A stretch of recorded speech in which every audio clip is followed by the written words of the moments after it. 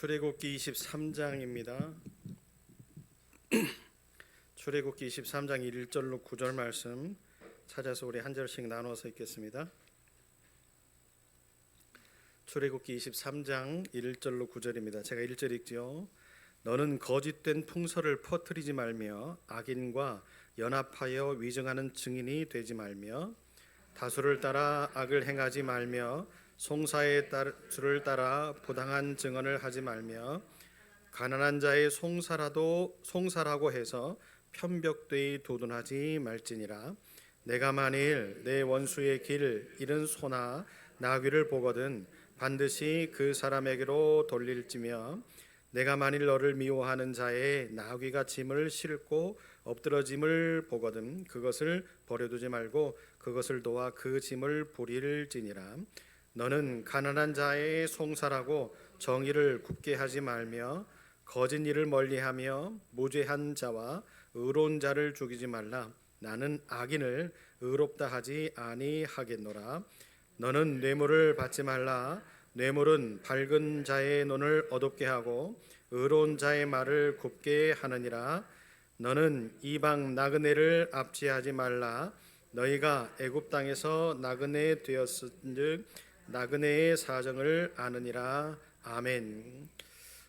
유미가 지금 굉장히 많이 좋아지고 있네요. 그죠? 오늘 제가 갔다 왔더니 유미가 혼자 밝은 미소로 병실에서 저를 이렇게 바라보면서, 유미가 교회에 나온 뒤 말을 이렇게 많이 한 적은 처음인 것 같아요. 네.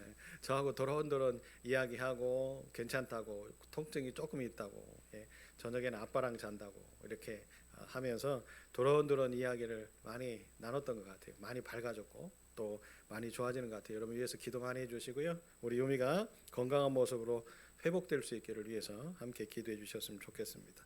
김현주 집사님이 조금씩 평안함을 찾는 것 같아요. 이제 떨어져 있는 그런 어떤 외로움이나 이런 것들도 분명히 있을 텐데, 그래도 분명히 하나님은 그 속에서도 하나님의 사람들을 만나게 하실 거고 좋은 관계들을 이루게 하실 거예요. 좋은 치료를 받고 또 회복하는 모습으로 와서 같이 신앙생활을 할 수 있기를 위해서 기도해 주셨으면 좋겠고요. 이제 겨울 캠프가 다음 주일 지나고 19일부터 20일간 양일간 우리 아이들과 또 선생님들 34명입니다. 34명이 서울로 올라가서 1박 2일 동안에 겨울 캠프를 치르게 돼요. 여러분 위해서 기도해 주셨으면 좋겠고요. 저희 청소년 우리 그 다음 세대 겨울 캠프가 34명이라고 하니까 서울에 있는 어느 교회 후배가 그러는 거예요. 형님 참 부럽네요. 시골에서도 아이들이 그렇게 많아요. 또 시골을 우습게 보냐? 제가 이렇게 이야기 나눈 적이 있는데, 여러분 우리 아이들을 위해서, 미래를 위해서 기도해 주시기를 바라고, 오늘 새벽에 또 이제 하와이에서 김만한 목사님이 전화가 오셨는데 벌써 그 이야기를 들으시고 하와이에 가셔서 우리 아이들 숙소, 또 우리 아이들 공부할 거, 또 우리 아이들이 보면 좋을 거, 이런 것들을 계획하고 또 하와이에 있는 교인들, 또 함께 할 수 있는 사람들과 지금 대화를 나누면서 식사를 하고 계신다고 이야기를 하시더라고요. 이렇게 우리도 생각하지 못했던 준비하는 일들이 많이 있어요. 그런데 두렵기도 하지만 하나님이 과연 이루어 주셔야 될 텐데 라고 하는 그런 그 두려움 반, 설렘 반, 기대 반, 그런 마음들이 있습니다. 그럼 반반반이네요, 그죠? 이제 또 그 반반반은 누가 채워질지는 모르겠지만, 아무튼 여러분 위해서 기도 많이 해주셔서 우리 다음 세대 아이들이 뭔가 하나님에 대한 확신을 품을 수 있는 그런 좋은 계기가 되었으면 좋겠다라는 그런 생각들을 가져봐요. 그런 마음을 가지고 여러분 같이 기도해 주십시오. 제가 기도합니다. 살아계신 하나님, 말씀 듣기를 원합니다. 부족한 것 십자가 뒤에 감추시고 하나님의 말씀만 선포하게 하실 때에 함께 예배드리는 아름다운 교회 모든 식구들과 은혜 나누게 하여 주옵소서. 김현주 집사님 멀리 떨어져서 이제 힘든 순간들도 있을 겁니다. 그러나 치료 잘 받고 또 음식물도 잘 섭취하며 그 어려운 상황들을 대처하는 방법들을 이제 배우고 돌아오게 하실 때에 우리의 다음의 모습은 더 평안해질 수 있게 도와주셔서 우리 김현주 집사님, 연철 집사님과 또 우리 시온이 세 식구가 평생 동안 하나님의 성전 안에서 봉사하고 헌신하고 충성하는 귀한 일꾼의 삶들을 살아가게 하여 주옵소서. 우리 유미가 이제 점점 좋아지게 하셔서 감사합니다. 더 밝은 유미로 이제 하나님 앞에 기쁨이 되어지는 딸로 서게 하시고 통증이 사라지게 하시고 이제 기부스를 풀고 재활을 하고 걷게도 하게 하시고 뛰게도 하게 하실 때에 아무 문제 없도록 하나님 도와주시고, 또한 역시 마찬가지로 그 모든 상황 가운데서 역사하시는 하나님이 요미가 더 밝아지고 밝은 영을 가지고 하나님의 기쁨의 딸이 되어질 수 있는 은혜도 있게 하여 주옵소서. 또 우리 박종희 성도님의 긴 싸움과 힘듦의 그 어떤 치료의 문제들 때문에 고통받았던 순간들 치유되게 하시는 과정들을 거치게 하시니 감사합니다.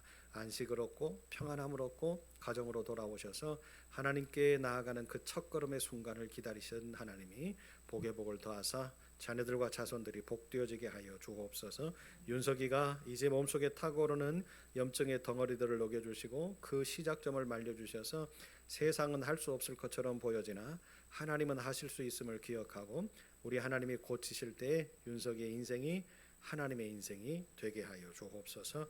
우리 민경이가 이제 유학을 준비하며 떠납니다. 얼마 남지 않았는데 잘 준비해서 많은 것을 배우고 돌아와 하나님 앞에 기쁨으로 쓰임받는 멋진 딸이 되게 하여 주시고, 우리 백관이가 프로테스트를 준비합니다. 이제 또 동계훈련을 떠나게 될 텐데 아버지 그 몸에 힘을 주시고 그 손끝에 예리한 기술을 주시며 그 머리에 담대함을 주셔서 이번 4월달 프로테스트에 통과하는 기쁨을 허락하여 주셔서 하태현 집사님, 최혜연 집사님 성전 안에서 헌신하는 그 아름다움의 모습을 추억하여 보시고 그 가정에 복을 더하여 주옵소서.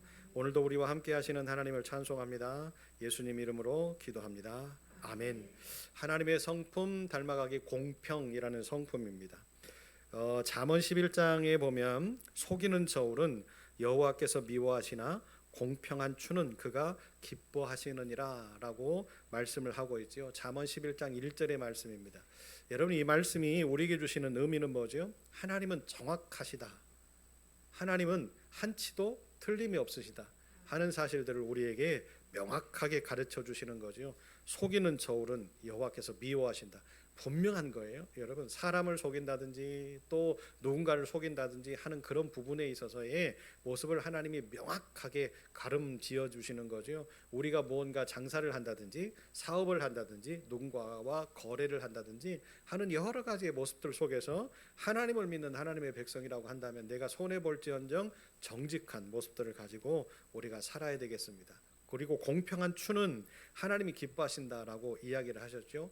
여러분, 세상에 사람들의 눈은 속일 수 있어요. 그 속임으로 인해서 우리가 뭔가 조그마한 이득을 얻을 수도 있고 우리가 누군가에게 어느 순간 인정을 받을 수는 있어요. 그러나 하나님은 절대로 속일 수가 없지요. 하나님은 그 모든 것을 다 기록해 놓고 계신다고 하잖아요. 우리의 행위를 기록해 놓는 책을 하나님이 분명히 우리에게 이야기하셨죠. 생명록책과 우리의 행위를 기록해 놓는 책을 두시겠다. 왜 그렇게 우리의 행위를 기록해 놓으실까를 여러분, 우리는 상상하셔야 돼요. 공평이라고 하는 성품은 이런 겁니다. 치우치지 않고 공정하게 대한다. 그래서 이 공평이라고 하는 이 성품을 통해서 하나님은 관계를 세우신대요. 다시 말하면 목사와 성도들과의 관계가 세워지는 어떤 모습들 가운데에서 어떤 일들이 있어야 돼요? 치우치지 않고 공정하게 대해주는 모습이 있어야 되죠. 여러분, 부자라고 해서 목사가 막 그 사람들과 함께하고 가난하다 그래서 그 사람들을 멀리하고 이거는 공평함이 아니잖아요. 그렇죠? 하나님의 교회를 영적으로 다스리는 목사로서의 사역을 감당을 하게 되어질 때에 이 하나님의 마음이 깨어지면 어떤 일이 벌어져요? 사람들이 모를까요? 다 알아요. 알면서도 쉬쉬하는 거겠죠. 그러지 않겠습니까? 그런 어떤 모습 속에서 하나님이 말씀하시는 그 은혜가 깨어지는 순간 하나님의 교회는 흔들릴 수 있어요. 하나님은 공평하신 분입니다. 그러므로 하나님의 백성인 우리들도 뭐 해야 됩니까? 하나님의 공평하심을 닮아가야 돼요. 자, 그러면 하나님이 어떤 공평함을 우리에게 명령하셨는지를 성경을 통해서 우리가 한번 몇 구절 찾아봤으면 좋겠는데, 첫 번째로 출애굽기 20장 16절에 이야기하시는데 거짓 증거하지 말라라고 명령을 합니다. 여러분, 10계명 중에 우리에게 분명히 이야기하셨죠. 거짓 증거하지 마라, 거짓된 풍설을 퍼뜨리지 말아라. 오늘 말씀에도 이야기합니다. 악인과 연합하여 위증하는 증인이 되지 말아라 라고 이야기합니다. 여러분, 요즘 시대에 우리가 재판을 좀 많이 보잖아요. 그죠? 안 보시는 분들도 계시겠지만 뉴스에 보면 지금 그 내란으로 인하여서 지금 재판을 받는 경우들을 여러분 많이 보실 거예요. 저는 TV를 많이 보지 못하기 때문에 유튜브를 통해서 가끔 봅니다. 그것이 이제 그 알고리즘으로 이렇게 다가올 때에 정치적인 코너를 봤더니 이제 그것까지 떠서 이제 가끔 한 번씩 보는데, 그 재판을 받는 분들 가운데에 하나님의 백성들이 있어요, 분명히. 또 저도 알고 있는 그 장로님도 계셔요, 분명하게. 그런데 이제 그분들이 그 안에서 물론 내란이라고 하는 이것이 어쩔 수 없이 제복을 입고 군인의 입장이기 때문에 명령이 하달이 되어질 때에 그 순종하고 순복해야 되는 건 맞습니다. 그런데 그 전에 이렇게 행했던 그들의 행위, 그죠? 모의하고 작당하고 만나서 이런 것들을 분명히 알았음에도 불구하고 이것이 군인으로서의 떳떳한 역할이 아니잖아요. 나라를 지키고 군인이 해야 될 건 뭐예요? 나라를 지키고 백성들을 지켜야 되는 입장인데, 오히려 백성들에게 더 악한 행위를 하는 것들을 알았음에도 불구하고 그 정당하게 진짜로 하나님의 백성이라고 한다면 옷벗을 각오를 하고 던져냈어야 된다라고 저는 생각을 하는데, 아마 그 어떤 분위기나 이런 것들 때문에 그렇지 못했을 수도 있겠지요. 또 하나는 그럴 수도 있어요. 왜냐하면 정확하게 그 마음을 모르니까 그 상황들 가운데서 벗어날 수 없는 상황이었기 때문에 함께 하는 것처럼 보여져서 따라가는 경우들도 있었을 겁니다. 그러니까 본인의 재판이 아직 남아 있으니까 어떻게 합니까? 나는 지금 그 답변을 못하겠다라고 이야기하는 장면을 봐요. 그러면서 그분이 그런 이야기를 해요. 나는 하나님만 믿습니다. 그 말을 들을 때 참 많은 것이 교차하더라고요. 많은 감정이 교차하더라고요.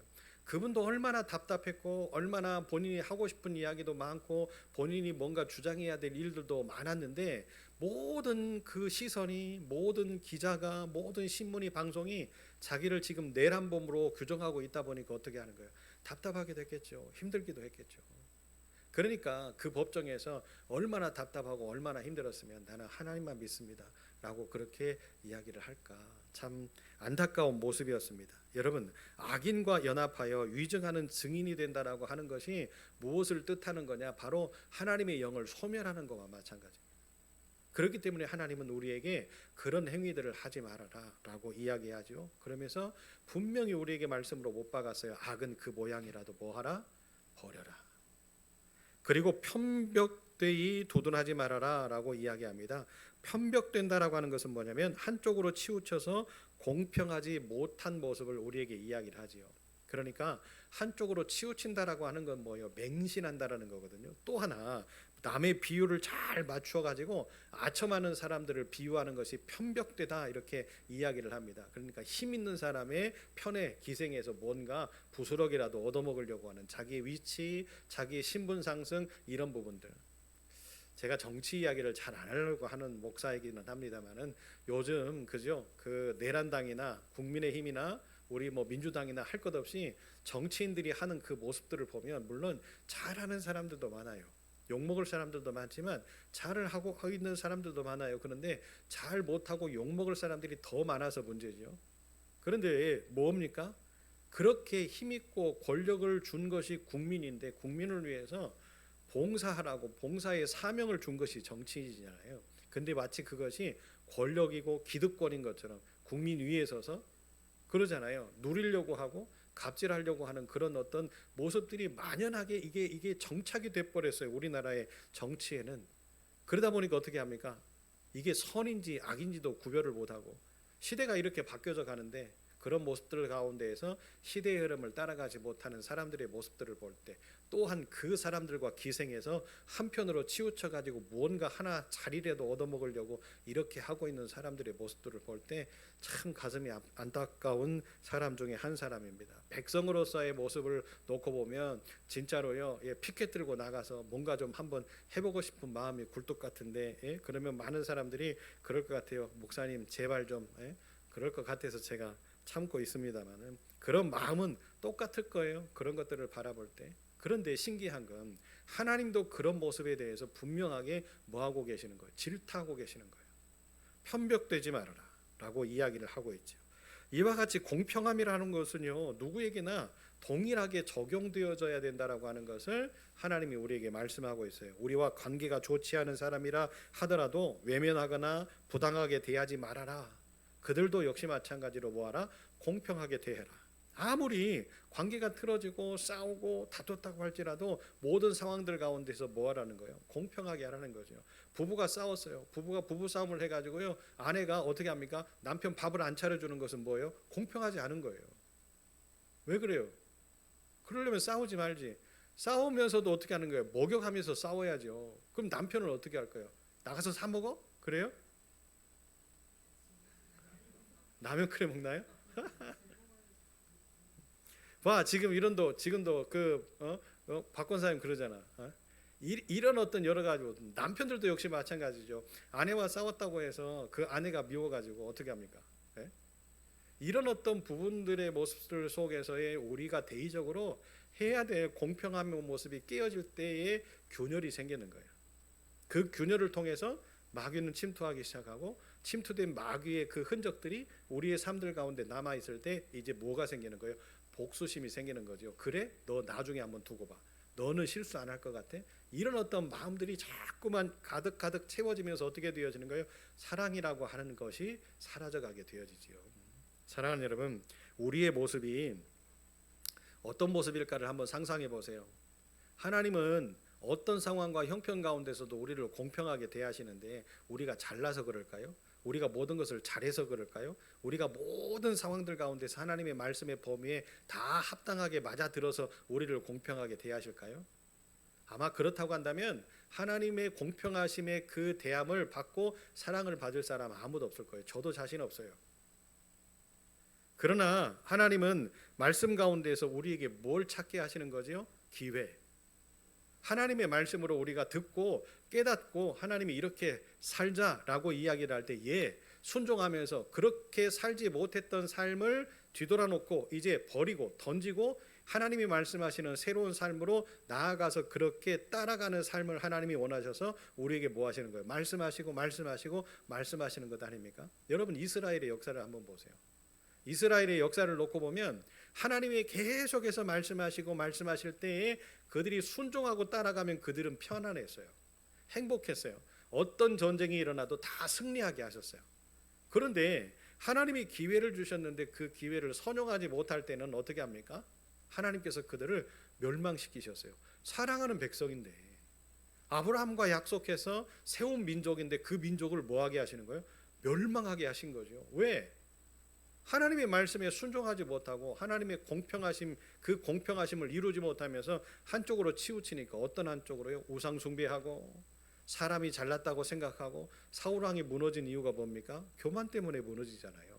그렇게 순하고 착하고 그 베냐민의 작은 지파에서 그 순하고 착하고 성실하고 근면한 사람을 선택해서 이스라엘의 첫 번째 왕으로 삼아놨더니 왕이 되니까 어떻게 되어지는 거예요? 그때 그 아름답고 겸손한 모습은 사라지고 뭐 하는 거예요? 기고만장한 자신의 어떤 힘, 위력 이런 것들을 과시하려고 했던 사울 왕 하나님이 버리시죠. 보세요. 이렇게 성경의 역사를 통해서 보면 우리에게 기회를 주실 때 그 기회를 선용하지 못한다는 건 뭐예요? 고집 피우고 내 생각을 주장하고 하나님이 말씀하실 때 이제 깨달음을 주셨는데 그 깨달음대로 살아가지 못하는 삶을 살아갈 때는 하나님도 어떻게 하신다는 거예요? 손 놓으신다는 거예요. 그러나 하나님께서 말씀하시는 그 기회를 부여잡을 때는 어떻게 하신다고요? 하나님은 끝까지 책임지시는 하나님으로 도와주신다는 거죠. 아멘. 다윗을 보세요. 다윗도 여러분 범죄하고 실패하고 좌절하고 그러죠. 그런 사람이었어요. 얼마나 많은 힘듦의 문제들이 있었습니까? 하나님을 원망하고 하나님을 버릴 수도 있었어요. 그런데도 그는 어떻게 합니까? 하나님이 말씀하시는 그 말씀을 버릴 수가 없었고 자기가 믿는 하나님을 따라갈 수밖에 없는 삶, 나는 하나님 앞에 범죄할 수 없다 라고 하는 그 철저한 하나님 중심의 삶을 살았을 때 어떻게 합니까? 하나님이 환난을 면케하시죠. 골리앗과의 그 엄청난 싸움에서도 하나님이 승리하게 하시죠. 사울 왕이 다윗을 죽이려고 그렇게 했는데도 불구하고 미친 척을 하면서 애굽으로 내려가 침을 질질 흘리는 그런 모습을 하면서까지도 자기의 생명을 보존하고 살았지만 결국에 하나님이 이스라엘의 두 번째 왕을 삼게 하시잖아요. 제가 가끔 잘 쓰는 표현, 이스라엘의 국기는요 흰 바탕에 육각형의 별이 그려졌어요. 그게 이스라엘의 국기인데 그 국기의 별이 누구의 별입니까? 다윗의 별이에요. 다윗의 별. 그러니까 이스라엘은 다윗이 다스렸던 그 나라의 평안함, 행복함, 그리고 강성함, 이런 것들을 지금도 기대하고 있다라는 거죠. 고대하고 있다라는 거요. 그 중심 속에는 뭐가 들어 있어요? 다윗의 믿음, 다윗의 확신, 다윗의 순종. 그것을 통해서 하나님은 다윗이 다스렸던 그때 그 나라를 뭐하게 하셨어요? 부강하게 하셨고 평안하게 하셨고 행복하게 하셨어요. 할렐루야. 여러분, 우리의 모습에서 이런 모습들이 깨어지지 않게 되어지기를 위해서 우리는 뭐 해야 됩니까? 열심히 기도하셔야 돼요. 우리에게 실제적으로 이익을 줄 수 없는 악한 자, 약한 자, 가난한 자라 할지라도 그들을 무시하거나 그들을 우리의 품 밖으로 내버리는 일들이 생겨나지 말아야 돼요. 하나님의 교회는 특별히 그래야죠. 연약한 자, 부족한 자, 그런 어떤 사람들이 우리에게 있다 할지라도 하나님의 교회는 뭐 해야 됩니까? 품어줘야 돼요. 안아줘야 돼요. 그것이 하나님의 공평하심이죠. 그것이 하나님의 교회 속에서 사라지면 하나님의 교회가 이 지상에 이 존재할 이유가 뭡니까? 그럴 필요가 없잖아요. 하나님께서 뭐 때문에 우리를 믿음의 공동체로 모이게 하셔서 이렇게 은혜로운 교회, 아름다운 교회를 만드셨어요? 거기에는 다 목적이 있잖아요. 그 목적을 우리들이 다 경험을 하고 같은 마음을 가지고 이 험난한 길을 우리가 선택해서 여기까지 온 사람들 아닙니까? 그렇다고 한다면 여러분, 우리가 과거에 있었던 그런 모습을 우리는 벗어 던져야 되잖아요. 그런데요, 사람이라고 하는 것은요 굉장히 영특한 존재입니다. 우리가 눈으로 본 것들을 기억하고 있고, 그렇죠? 기억되어진 메모리가 이 속에 있어요. 그리고 우리가 했던 행동들이 어떻게 하고 있습니까? 우리의 삶의 자락에 남아 있어요. 그러니까 우리가 새로운 결단을 했다 할지라도 조금씩 이제 평안해지고 조금씩 내가 안정이 되어지면 내 머릿속에 있었던 메모리가 이렇게 나오기 시작하네. 그때 봤던 것들, 그때 들었던 말들이 이제 나타나기를 시작하면서 나도 모르게 젖어 있는 모습에서 행동하고 그렇게 말하는 거예요. 내가 그렇게 싫어했던 모습인데, 내가 그렇게 하지 말아야 되겠다라고 생각했던 모습인데 나에게 모습 속에서 그대로 남아 있더라는 거죠. 왜? 내가 그 속에서 봤던 게 있으니까, 들은 게 있으니까, 우리가 같이 살았던 게 있으니까. 사랑하는 여러분, 아니라 하는 것은 분명하게 제거할 수 있는 그런 은혜로운 삶들을 우리가 살았으면 좋겠습니다. 우리의 일상 가운데도요 공평함을 기대하지만 불공평한, 불공정한 대우를 경험하고 목격할 때가 참 많이 있죠. 지금 우리가 그 살아나가는 시대 가운데에서 이런 어떤 대우, 불공정한 대우를 받는 모습들이 너무나 많이 나타나게 되어지는 모습들을 우리가 많이 봅니다. 또 제가 그 시대적인 이야기를 하나만 더 하죠. 지금 보면 우리가 그동안에는 몰랐던 그 내용들이 윤석열 씨가 대통령이 되면서 이제 수면 위로 올라오기를 시작했어요. 검찰이라고 하는 이 사람들의 행태들, 그들의 모습들, 그들의 집단들이 행하는 그런 모습들, 물론 선하고 착한 사람들도 많이 있겠죠. 그런데 지금까지 사건적으로 나타났던 모든 모습들을 보면 어떻게 합니까? 공정이 깨어지는 그런 모습들, 그죠? 그러지 않습니까? 공평해야 되는데 그 공평의 잣대가 자신들한테만 공평한 거예요. 그러니까 힘 있는 사람들은 죄를 받지 않고 힘이 없는 사람들은 죄를 받고, 그러죠? 어느 버스 회사에서 뭡니까? 500원인가요? 예? 그거를 이렇게 훔친 건지 뭐한지는 모르겠지만 그 사람에게는 벌을 줘요. 그런데 막 몇십억, 뭐 몇백억씩을 꿀꺽꿀꺽 한 사람들은 다 무죄예요. 예? 이런 모습들, 그리고 화면상에 분명히 그 사람이라고 명확하게 우리도 TV나 화면이나 인터넷에 다 보여지고 있는데 명확하지가 않대요. 그 사람인지 아닌지를 모르겠다는 거예요. 그래서 판결을 못 해요. 이런 어처구니 없는 일들을 우리가 모습 속에서 보고 있잖아요. 현상 속에서, 그죠? 바이든이 난리면이 되고, 뭐 듣기 평가를 해야 되는 이 안타까운 현실의 모습들. 그러니까 힘 있는 사람들의 뒤를 쫓아가려고 하는 안타까운 사람들의 모습들, 그렇죠? 줄 세우게 하는 그런 모습들이 이 시대 가운데 너무나 많이 일어나고 있다라고 하는 거죠. 더 개탄스러운 것은 그런 상황들 가운데서 도대체 한국 교회는 뭐 하고 있냐? 한국 교회. 그런데 더 안타까운 것은요, 한국 교회의 사람들 속에 이런 사람들이 다 신앙인으로 가서 신앙생활하고 있고 또 어느 교회에서 일부분은 봉사하고 있고 또 교회 안에서 중추적인 역할들을 감당하는 사람들이 교회 안에서는 그렇게 살고 교회 밖에 나가서는 이런 모습들을 가지고 사는, 이게 도대체 그러니까 한국 교회가 침묵할 수밖에 없죠. 왜 자기 교인이 거기에서 그런 모습들을 하고 있는데 그러잖아요. 여러분 똑바로 살아야 돼요. 하나님을 믿는 백성들이 똑바로 살아야 돼요. 진짜로. 그렇지 않으면 한국 교회는요 어떻게든 유럽의 교회처럼 그렇게 몰락할 수도 있어요. 제가 요즘에 신의 악단이라고 하는 영화가 있더라고요. 그 영화가 북한에서 이제 그 지하 교회를 만들어 가지고 아무튼 줄거리가 그래요. 그래서 그 CCM 우리 한국에 있는 찬양을 이렇게 부르는 교회를 세워서 공연을 해야 아마 그 돈을 받는 그런 어떤 줄거리로 이렇게 영화가 시작이 돼요. 그래가지고 이제 악단이 만들어졌는데 그 사람들이 찬양을 해요. 그런데 그 찬양을 하는 중심 속에 있는 사람들이 예수 믿는 사람들을 잡아다가 처형하는 그 일들을 담당했던 부서가 이 찬양을 하는 일들을 담당을 합니다. 우리 부안에 영화가 오면 봤으면 좋겠는데 우리 부안에는 안 들어와 있더라고요. 신의 악단이라고. 우리 언제 기회가 되면 교인들이 한번 버스 대절해서 가서 봤으면 좋겠는데 찬양이 얼마나 좋은지 너무나 신금을 울려요.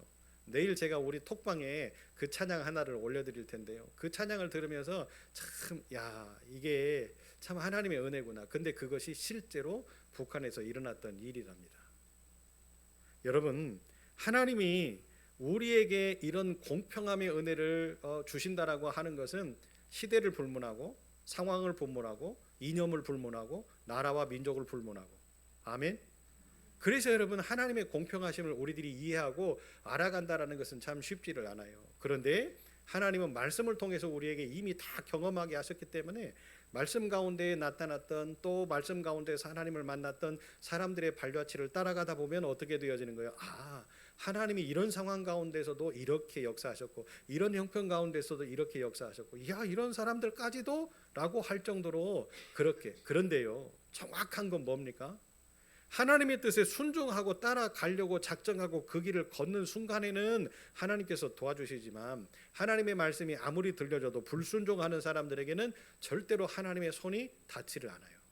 하나님의 기적의 역사가 일어나지 않아요. 하나님이 등 돌리셔서 그럴까요? 아니에요. 하나님은 공평하신 하나님이기 때문에 기다리셔요. 그들을 향해서 표심팔을 거두지 않고 기다리셔요. 등 돌리는 사람은 누구예요? 그 사람이에요. 하나님을 포기하고 하나님을 믿지 않는 내가 등을 돌린 거지 하나님은 절대로 등 돌리시는 분이 아니라는 사실. 그렇기 때문에 여러분 오늘도 우리가 곁길로 가든지 또 잘못된 생각을 하고 잘못된 판단을 하고 등 돌리는 일들이 생겨나지 않기를 위해서 어떤 상황 가운데서도 나는 하나님께 등 돌리지 않는다 라고 하는 확실한 믿음을 가지고 하나님을 바라보면서 살 때에 우리가 문제가 있고 아픔이 있고 고민이 있고 여러 가지의 상황들이 탐탁지 않은 그런 여러 가지의 환경들이 조성된다 할지라도 내가 하나님을 바라보고 있으면 언젠가 때가 되면 기회가 되면 하나님은 해결하신다. 아멘. 그런 마음을 가지고 여러분 오늘도 우리가 행복한 하루를 마무리했으면 좋겠습니다. 자, 그러면 우리의 삶에서 공평함은 어떤 모습으로 나타나야 되느냐 제가 짧게 설명을 드릴게요. 첫 번째는요 거짓 증언을 하지 말아야 됩니다. 이건 하나님의 명령이죠. 10계명이에요. 거짓 증언을 하지 말라는 것은 뭐냐면 하나님의 통치를 따라서 질서 있는 삶을 살아가야 되는 우리들이 그 질서를 파괴하는 거죠. 거짓 증언이라고 하는 건 뭡니까? 그 말 한마디가 상대방을 죽일 수도 있잖아요. 그 거짓 증언 한마디가 어떻게 합니까? 상대방에게 상처 줄 수 있고요. 그죠? 거짓 증언이라고 하는 것은 뭡니까? 이건 분명히 거짓말인데 참된 말이 아닌데 이게 맞다 라고 주장하는 거잖아요. 내가 생각할 때는 맞을 수 있으나 이게 하나님의 범위에서 볼 때 세상의 어떤 방법으로 볼 때는 맞지 않는 거예요. 그런데 그것을 아무리 주장한다고 해서 그것이 맞는 것이 됩니까? 내가 혼자만 주장하고 내가 혼자만 생각할 때 참되고 내가 혼자만 생각할 때 이게 옳은 거야 라고 한다고 해서 그게 옳은 게 돼요? 모든 상황은 그게 아닌데 그러죠? 그런데요 세상의 사람들은요 그런 어떤 상황들이 놓여지면 자기가 잘못했던 것들, 자기가 잘못했던 상황이 되면 사과도 하고 반성도 합니다. 그런데 왜 이렇게 하나님을 믿는 사람들은 고집이 센지 한번 그런 상황이 생기면요 꺾이지를 않아요. 포기를 안 해요. 그것이 옳다고 주장하고, 예? 잘못했다라고 실수했다라고 말 한마디 하면 될 일을 하지 않는단 말이죠. 왜 그럴까요? 하나님이 그렇게 고집 센 분인가? 그러지 않잖아요. 왜 하나님이 우리에게 이렇게 말씀하실까? 우리를 너무나 잘 알기 때문에 그래요. 우리를 속속들이 너무나 잘 아시기 때문에 그래요. 거짓 증언하지 마라. 누구든지 인간들은 이런 유혹과 이런 말들과 이런 상황에 현혹될 수 있어요. 여러분 생각해 보세요. 어떤 사람이 한 10억 들고 와가지고, 아니 10억은 너무 적은가요? 한 100억 들고 와가지고 거짓 증언을 좀 해달라고 이야기를 해요. 예를 들어서 그러면 이제 우리 김현철 집사님 같은 경우에는 100억 있으면 야 우리 교회 땅도 사고 건물도 짓고, 예? 그리고는 이제 뭔가를 할 수 있으니까 이점수 집사님한테 가서 상의를 하는 거예요. 상의를 하니까 이점수 집사님이 맞아 그렇게 한번 해보자. 너랑 나랑 5대5. 예? 예? 그러면 이제 50억이 되는 거잖아요. 여러분 이런 어떤 모습들을 가지고 무언가의 문제 앞에 우리가 노출되어져서 그 문제, 잘못된 문제를 옳다라고 이야기를 하게 되어졌을 때 어떤 현상들이 벌어질까요? 여러분 그 돈이 우리 속에 들어와서 우리까지도, 우리 교회까지도, 그죠? 모든 성도들까지도 하나님 보시기에 악을 행하게 만드는, 악행하게 만드는 그런 어떤 공동의 집합체로 만들어 버린다는 거죠. 그러다 보니까 어떻게 되어져요? 교회는 크고 교회는 성장하고 그렇게 되어질 수 있어요. 여러분 제가 여러분에게 말씀을 드리면 그 교회 이름을 말하면 금방 할 수 있는 교회들이 대부분 다 이런 문제들 때문에, 이런 여러 가지의 상황들 때문에 더 커지고, 그죠? 어떤 시에, 서울시의 내규를 어겨가면서까지도 막 지하로 땅 파가지고, 예? 이런 어떤 상황들이 나타나서 사회에 필요악을 만든 교회들이 얼마나 많은지 몰라요. 저는 교회를 비평하고 싶은 사람은 아니에요. 그런데 그런 부분에 대해서 잘잘못을 가리려고 이야기를 할 때 맞다, 교회가 손해를 보는 한이 있어도 맞다라고 이야기를 하고 뉘우쳐야죠. 그렇게 부응하면 뭐 할 거예요? 여러분 하나님은 분명히 거짓된 풍설을 퍼뜨리지 말고 악인과 연합하여 위증하지 말라고 명령하셨어요. 왜냐하면 하나님은 모든 것을 다 알고 계시기 때문에 그래요. 우리가 말로 세상의 법을 바꿀 수는 있고 세상의 어떤 법적인 모습 속에서 벗어날 수 있는 환경을 만들어갈 수 있을지는 모르지만 하나님은 알고 계신다는 거죠. 두 번째로는요, 원수와 약자를 부당하게 대하지 말라고 이야기를 합니다. 이것이 하나님의 공평함이에요. 아무리 원수라 할지라도요 어떻게 하라는 거예요? 공평하게 대하라는 거죠. 원수의 길을 잃어버린 나귀와 또 소가 있으면 반드시 뭐하라? 돌려줘라 라고 이야기합니다. 원수들의 나귀가 그 큰 짐을 지고 가다가 쓰러졌어요. 더 이상 뭐 어떻게 할 수 있는 방법이 없다라고 할 때 어떻게 하는 거예요? 도와주라는 거죠. 내 원수의 재물이라 할지라도, 나귀라 할지라도. 이게 무슨 뜻이에요? 여러분 사람이라면요 원수의 모습, 이 원자만 들어도 어떻게 할까요? 막 이가 갈리지 않습니까? 그렇다고 한다면 그 사람들과는 함께 섞이고 싶은 마음도 없을 거예요. 말도 하고 싶은 마음도 없고, 그죠? 그 원수의 소가 도망갔어요. 어디로 갔어요? 근데 그걸 내가 봤네요. 어떻게 할까요? 찾아주고 싶을까요? 눈 닫고 귀 닫고 나는 못 본 거야. 왜 그래요? 내 원수인데 너도 당한 만큼 아파해봐. 이렇게 하고자 하는 것이 인지상정 아닙니까? 우리 교회는 안 그런가요? 네. 그런데 여러분 그런 마음들을 갖는 것이 인간인 거예요. 그런데 하나님은 인간의 이런 죄성 그리고 이런 편협한 마음들 이런 것까지도 다 알고 계시고 어떻게 하라는 거예요? 그들을 도우라는 거예요.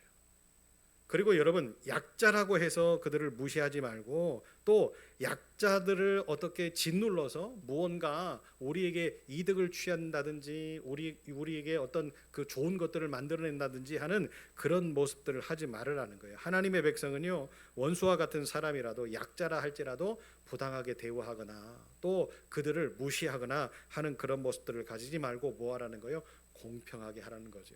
여러분 예수님이 이 땅에 오셔서 만났던 모든 사람들이 어떤 사람들이에요? 주변에 예수님을 그렇게 핍박했던 원수와 같은 사람들도 많이 있었잖아요. 그죠? 그런데 예수님도 분명히 그 원수를 다 갚으실 수도 있어요. 무화과 나무를 저주해서 그냥 단박에 뿌리부터 말라 근원이 말라서 죽는 그런 기적을 행하실 수 있는 능력이 계신 하나님이셨는데 그 사람들을 막 너 돌덩이가 되라 라고 이야기하면 그대로 될 수도 있겠지만 주님은 그렇게 하지 않으셨잖아요. 그냥 하나님께 맡기는. 왜요? 그렇게 하실 수 있었음에도 불구하고 참으실 때까지는 얼마나 마음이 문드러지셨겠어요. 그런데 주님은 그들까지도 뭐 하셨어요? 포용하셨어요. 그리고 만나는 모든 사람들을 보세요. 약자의, 연약한 자의, 아픈 자의, 못 먹는 자의, 굶주린 자의, 그렇죠? 그 사람들을 다 만나서 그들을 위로하고 그들을 선대하고 그들을 덮어주고, 아멘. 그렇게 사셨어요. 그렇게 사셨기 때문에 주님은 분명하게 우리에게 말씀해 주실 수 있는 거죠. 나를 따라오려거든 너를 부인해라. 그리고 네 십자가를 져라 라고 주님이 명확하게 이야기하실 수 있는 거예요. 주님이 그런 삶을 살지 않고 우리에게 그런 이야기를 했다고 한다면 우리는 긴가민가 했을 거예요. 그런데 주님은 명확하게 그런 삶을 사셨던 거죠. 그렇기 때문에 오늘 우리에게도 이야기하시는 거예요. 원수와 약자를 부당하게 대하지 말아라. 마지막으로는요, 약자도 공평한 기준으로 판단하라, 그런 거예요. 여러분, 약하다라고 하는 이유는 참 아픈 겁니다. 그리고 못 살고 못 갖고 힘들게 산다라고 하는 것은 참 우리가 도와주고 섬겨줘야 될 그런 대상인 건 맞습니다. 그런데 약자라고 해서 안 되는 건데, 할 수 없는 건데 그것까지도 눈 감아주고 그 약자가 악행을 행한 그 모습들이 있을 때 괜찮아, 이분만은 괜찮아, 이렇게 이야기해주는 그런 모습들은 뭐 하라는 거예요? 자제하라는 거예요. 하지 말라는 거죠. 아무리 약자라 할지라도 뭐 하는 거예요? 그 부분에 대해서 두둔하지 말라라고 이야기하셨어요. 가난한 자의 송사도 편벽되이 두둔하거나 정의를 굽게 하지 말라라고 이렇게 말씀하셨어요. 그러니까 하나님은 가난하고 약한 사람들 분명히 돕는 건 맞다. 그들을 위로하는 건 맞다. 그들을 섬겨주는 건 맞다. 그러나 공과 사는 뭐하라? 명확하게 하라 라고 이야기를 하셨어요.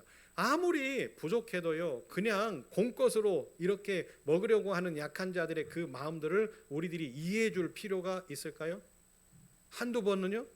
여러분, 한두 번 하면요 서너 번을 요구하고요, 서너 번을 하면요 10번 100번을 요구하는 것이 그들의 마음입니다. 그러면 어떻게 할 거예요? 어디까지, 어느 때까지 할 겁니까? 그래서 하나님은 인간의 본성을 너무나 잘 알고 계시기 때문에 그런 모습에 대해서도 역시 마찬가지로, 그러나 또한 그들이 약자라고 해서, 아까도 말씀드렸죠, 약자라고 해서 누르거나 그들이 약자라고 해서 무시하거나 그들이 약자라고 해서 우리들 스스로 판단해서 무언가를 하려고 하지 마라. 공평하게 하라라고 이야기를 하셨어요. 이 말씀 무슨 뜻입니까? 하나님의 기준에서 벗어나지 않는 행동과 벗어나지 않는 언어와 벗어나지 않는 삶을 가지고 뭐 하라는 거예요? 모든 사람을 공평하게 대하라. 누가 하신 것처럼? 예수가 우리를 그렇게 하신 것처럼, 우리 하나님이 우리를 그렇게 하신 것처럼. 아멘. 여러분, 말씀을 정리합니다.